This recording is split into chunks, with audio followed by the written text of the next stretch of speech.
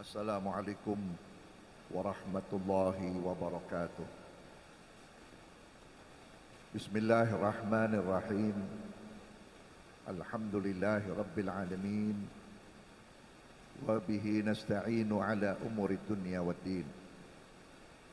Wassalatu wassalamu ala sayyidil mursalin Sayyidina Muhammadin Sayyidina Muhammadin Sayyidina Muhammadin wa ala alihi wa sahbihi ajma'in. Allahumma salli ala nuril anwar wa siril asrar wa tiryakil aghyar wa miftahi babil yasar Sayyidina Muhammadin al-Mukhtar wa alihi al-adhar wa ashabihi al-akhyar adada ni'amillahi wa ifdalih. Para habaib, para alim ulama, para guru dan para orang tua yang sama-sama kita hormati dan mudah-mudahan dimuliakan oleh Allah Subhanahu wa taala. Terkhusus Al-Habib, Al-Alim, Al-Habib Nagib bin Syekh Abu Bakar beserta ikhwannya Al-Habib Muhammad bin Husain Al-Attas, Sahibul Bait, Al-Habib Anis As-Segaf beserta jamaah dan keluarga besar yang sama-sama kita hormati dan mudah-mudahan dimuliakan oleh Allah Subhanahu wa taala. Saya rasa sudah cukup ilmu yang diberikan oleh guru-guru kita. Dari mulai Habib Mahdi, Habib Muhammad bin Husain. Insya Allah kalau kita amalkan, kita tidak akan keluar dari barisan Nabi Muhammad Sallallahu Alaihi Wasallam. Saya hanya ingin mengikuti apa yang disampaikan oleh guru-guru kita. Di mana Habib Muhammad bin Husain tadi menyatakan bahwa ada beberapa golongan manusia yang pasti mati su'ul khotimah. Mati su'ul khotimah, mati yang paling tidak enak. Mati su'ul khotimah, mati yang putus dari rahmatnya Allah. Mati su'ul khotimah tidak akan ketemu dengan Nabi Muhammad. Mati su'ul khotimah nggak bakal dapat syafaatnya Rasulullah SAW. Siapa di antaranya? Tarku syukri alal Islam. Sudah hilang rasa terima kasih kita kepada agama Islam. Bahkan orang Islamnya sendiri sudah mulai jenuh dengan keislaman. Seorang yang diangkat sebagai kiai, umur sudah 3 hari lagi mau mati, berani-beraninya mengatakan Islam belum sempurna. Kalau kata saya bukan Islamnya nggak sempurna, otaknya itu yang nggak sempurna. Islam ini bukan agama orang. Islam ini bukan agama yang dibuat oleh manusia. Islam ini agama yang diciptakan oleh Allah. Dan Allah sudah mematenkan lewat Al-Quran, inna dina indallahil Islam. Sesungguhnya agama menurut Allah, agama yang diciptakan oleh Allah, agama yang dipilih oleh Allah, agama yang dilindungi oleh Allah, hanya agama Islam. Diturunkan kekasih Allah, yaitu Nabi kita Muhammad SAW, untuk mengajarkan, mengenalkan, kemudian agama Islam tersebar di seluruh dunia. Bahkan di negara-negara Afrika, negara-negara barat yang komunisnya banyak, Kristennya banyak, sekarang berlomba-lomba untuk masuk Islam. Bahkan gereja-gereja mereka nganggur, tertutup. Kenapa di Indonesia mau dihancurkan? Saudara-saudara hadirin yang saya hormati, dari zaman Nabi kita Muhammad SAW, yang namanya musuh-musuh Islam berusaha ingin menghancurkan Islam. Sampai di zaman Belanda, zaman penjajah, ingin menghabisi apa yang diajarkan oleh para aulia lewat Wali Songo. Alhamdulillah Islam di Indonesia masih tegar, tetapi banyak kaum munafik yang berhasil dididik oleh musuh-musuh Islam untuk menghancurkan Islam. Saudara-saudara hadirin, saya katakan di mana-mana, Islam tidak akan bisa dihancurkan.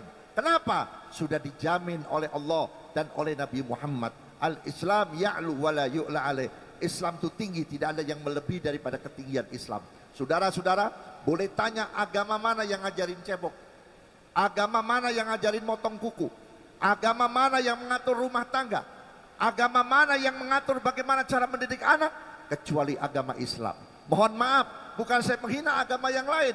Agama yang lain cukup agama, tapi tidak memberikan didikan bagaimana cara menutup aurat, bagaimana dengan cara yang paling kecil, cara makan. Makannya Nabi, kenapa Nabi Muhammad menganjurkan kita makan pakai tangan? Oh, kalau gitu umat Islam jorok. Yang jorok yang pakai sendok, yang pakai garpu. Yang namanya sendok, yang namanya garpu, walaupun di restoran yang termahal, tetap bekas orang. Sebelum antum datang yang makan bengek.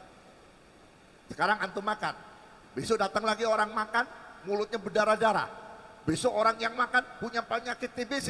Tapi kalau tangan dari mulai kita lahir sampai mati, ini tangan tidak untuk siapa-siapa. Kita pernah nyuapin anak, tangan kita tidak masuk ke mulut anak. Tangan kita pernah nyuapin istri, tangan kita tidak pernah masuk ke mulut istri. Kenapa? Karena tangan ini memang diciptakan oleh Allah Ta'ala untuk kita. Makanya dianjurkan dan disunahkan. Selesai makan kita jilatin jari-jari. Bukan berarti kita jorok, bukan berarti kita jember. Karena Allah menaruh zat di sini. Kalau ada makanan yang tidak bisa dihancurkan oleh usus kita, maka zat inilah yang akan menghancurkan sehingga kita terbebas daripada usus buntu dan lain sebagainya. Yang kedua, mereka akan menghancurkan kita. Cukup dua hal, bukan Islam yang dihancurkan. Dua hal yang akan dihancurkan. Pertama apa? Pertama, pendidikan anak-anak kita. Makanya pondok pesantren seperti ini merupakan benteng terakhir untuk menyelamatkan anak-anak kita. Bukan universitas yang menyelamatkan kita. Bukan SMP, SMA yang menyelamatkan kita. Tapi ini pondok pesantren. Alhamdulillah kita nggak pernah dengar ada santri tawuran. Nggak ada santri terkena narkoba. Tapi berapa banyak sekolah-sekolah, dari mulai sekolah murah sampai sekolah mahal, apa yang terjadi? Diajar di sekolah sekian tahun. Begitu mau dewasa, gara-gara berantem ditusuk mati, sia-sia. Berapa juta uang yang sudah kita keluarkan untuk membiayai anak-anak kita di sekolah. Tapi anak-anak kita belum tentu bisa mendoakan kita sebagai orang tua. Saudara-saudara hadirin, pondok pesantren inilah yang bakal menyelamatkan kita, yang bakal membina kita. Terus terang, orang tua di zaman sekarang ini sudah beda dengan orang tua di zaman dulu. Sampai Nabi pun mengingatkan kepada kita, alimu auladakum fa innahum khuliqa ghaira zamanikum. Ajari anak-anakmu, didik anak-anakmu, karena mereka diciptakan oleh Allah Ta'ala bukan di zaman kamu sekalian. Artinya apa? Dulu zaman saya, zaman bapak-bapak yang udah tua-tua, sebelum kita kenal guru ngaji, mak kita yang ngajarin juz amma, betul tidak? Bapak kita yang ngajarin juz amma. Tiap maghrib kita dijewer, disentil, ditabok hanya gara-gara salah membaca huruf Al-Quran. Begitu hatam juz amma, kita dibawa ke rumah guru ngaji, dibawa ke rumah kiai, dititipkan oleh orang tua dengan kata-kata yang sopan. Guru, kiai, selamat datang kepada Habib Bakar.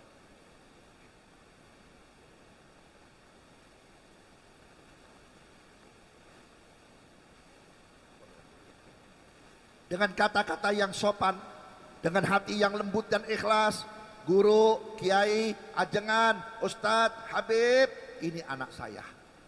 Saya tolong anak saya ini diajarkan Quran, dikenalkan Quran. Alhamdulillah dia sudah mulai khatam daripada juz amma, tinggal melanjutkan.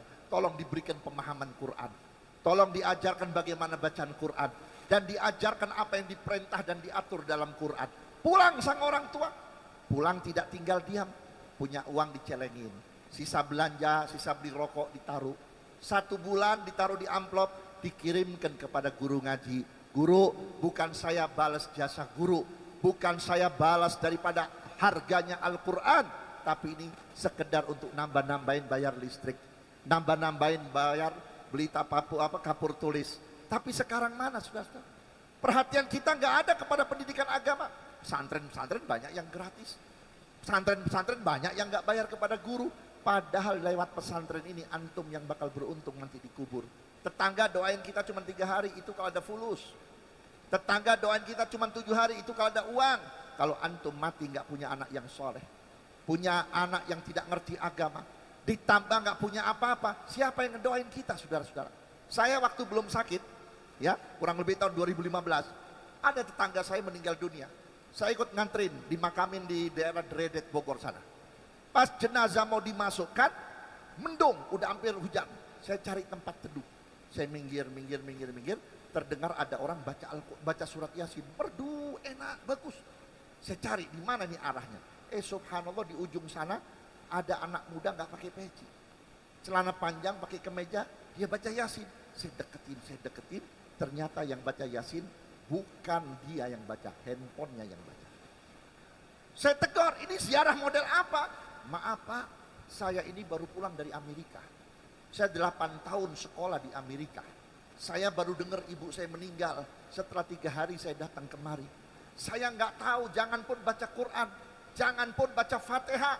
Sholat saya sudah lupa. Wudhu saya sudah nggak tahu. Begitu saya turun, saya bingung. Saya tanya sama supir saya, Mas, ada nggak di dalam handphone Mas surat Yasin yang terbaca di situ? Oh ada, disetel. Nah ini kalau kita tidak peduli dengan pendidikan agama, besok-besok antum mati ditahlilin pakai handphone, disolatin pakai handphone, semuanya serba handphone. Apa yang kita memperoleh, saudara-saudara? Saudara-saudara hadirin, kalau kita meninggalkan anak yang soleh, tiap detik dikirimin pahala. Baru anak kita niat mau sholat sudah dapat pahala. Baru anak kita mau takbiratul ihram sudah dapat pahala. Pahala ini nggak nampak, tapi nanti kalau sudah di dalam kubur sampai dikatakan oleh Nabi, mala ainun ra'at, wala udhunun sami'at, wala khatara ala qalbin bashar. Mataku nggak bisa membayangkan betapa indahnya. Hatiku tidak bisa menceritakan betapa nikmatnya. Kupingku tidak bisa menceritakan betapa merdunya lagu-lagu syurga yang Allah berikan kepada ahli kubur yang meninggalkan anak yang soleh. Yang kedua, saudara-saudara, Islam dihancurkan lewat ukhuwah Islamiyah. Saudara-saudara, banyaknya partai bukan berarti umat Islam maju. Banyaknya partai bukan umat Islam menjadi kuat, makin hancur, saudara-saudara. Betul tidak? Sekarang partai-partai Islam, PKB menang, yang untung orang PKB-nya. Yang bagi-bagi rezeki dia. Kita nggak kebagian apa-apa karena kita bukan orang PKB. Nanti PKS juga begitu. P3 Partai Persatuan tidak pernah menyatukan umat. Kita bisa lihat mereka ketika berkampanye, dia butuh tenaga kita, butuh masa, butuh kita, butuh yel-yel Allahu Akbar. Tapi begitu mereka sudah berhasil, ketika Nabi Muhammad dihina, nggak ada pimpinan partai yang mengarahkan anak buahnya untuk bunuh para penghina Nabi Muhammad. Gak ada para pemimpin partai Islam yang menyuruh, ayo kita potong kakinya perempuan yang menginjak Al-Quran. Tidak ada. Kenapa? Islam cuma dijual. Yang ada isi perutnya. Pantas kalau Nabi mengatakan 14 abad yang lalu, wa yabi'u dinahu bi'aradi minad dunya. Dijual agamanya dengan sepotong dunia. Maka oleh karena itu benar yang dikatakan oleh Habib Muhammad bin Husain Al-Attas, bahwa umat Islam ini banyak akan tidur, tidak faham. Kadang-kadang faham, kadang-kadang tidak mau melakukan dan tidak mau mengamalkan. Mahabbah kepada Nabi Muhammad, ada perkembangan di dalam muamalah kita, di dalam akhlak kita, di dalam perjuangan kita, di dalam ukhuwah kita. Barulah mahabbah kita sampai kepada Nabi Muhammad Sallallahu Alaihi Wasallam. Mungkin ini yang dapat saya sampaikan, kurang lebihnya mohon maaf. Dan saya minta maaf kepada Habib Anis, saya mau langsung ke Cikarang. Ya, insya Allah lain waktu dan kesempatan kita bisa ketemu lagi. Assalamualaikum warahmatullahi wabarakatuh.